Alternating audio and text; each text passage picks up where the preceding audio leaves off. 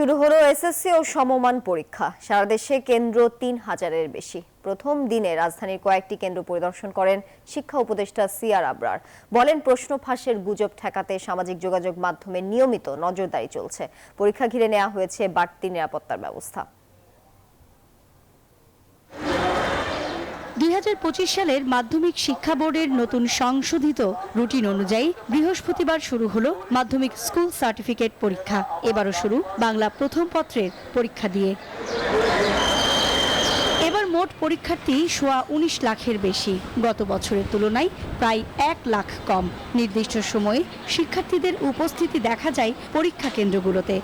Preparation ভালো, প্রশ্ন যেন ফাঁস না হয়। আজকে আমাদের বাংলা প্রথম পরীক্ষা, আজকে থেকে 13 তারিখ পর্যন্ত। আমি সাইড রুমের দায়িত্বে আছি, সব উপস্থিত, একজন অ্যাবসেন্ট নেই। শিক্ষার্থীদের সাথে অভিভাবকদের উপস্থিতির আধিক্য চোখে পড়ার মতো। ভয়, উৎকণ্ঠা, উৎসাহের মিছিলে সন্তানদের কেন্দ্র পর্যন্ত পৌঁছে দিয়ে শুরু হয় তাদের অপেক্ষার পালা। মাইক লাগাইছে, ওই তারা ভিতরে কিছু শোনা যাচ্ছে না, কোনো ডিসিপ্লিন নাই, কোনো ভলেন্টিয়ার নাই। সমস্যার কোনো শেষ নেই দেশে, এগুলো সবকিছু ধরলে হবে না। এর মধ্যে আমাদেরকে জীবনযাপন চালিয়ে যেতে হবে। একটু ভীতু ছিলাম যে কত যাইতে দেরি হয় কিনা, কিন্তু ইনশাআল্লাহ রাস্তায় চলে বান্ডেল থাকলে প্রতি সেনমানিতে টাকা বাঁচবে। বিকাশ সেনমানি বান্ডেল কিনে জিতুন প্রতি লেনদেনে। একটু তো গার্ডিয়ান প্রথম দিন তো একটু তো বেশি হবে, একটু তো এটা মেনে নিতেই হবে। যথেষ্ট গাইড করা হয়েছে, বাকিটা এখন ভগবান ভরসা।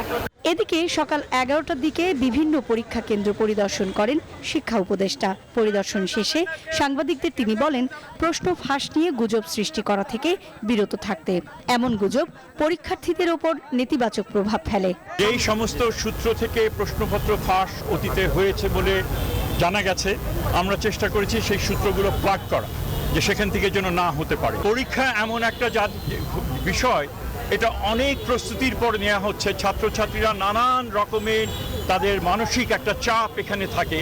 সো এটার সাথে আবার বাড়তি এই ধরনের অন্যায় চাপ যেন সৃষ্টি না করেন, তার জন্য সকলের কাছে আমি বিনীত অনুরোধ জানাচ্ছি যে আপনারা ওগুলো থেকে বিরত থাকবেন। এবার সারা দেশে ৩,৭১৫টি কেন্দ্রে অনুষ্ঠিত হচ্ছে শিক্ষা জীবনের অন্যতম গুরুত্বপূর্ণ এসএসসি পরীক্ষা।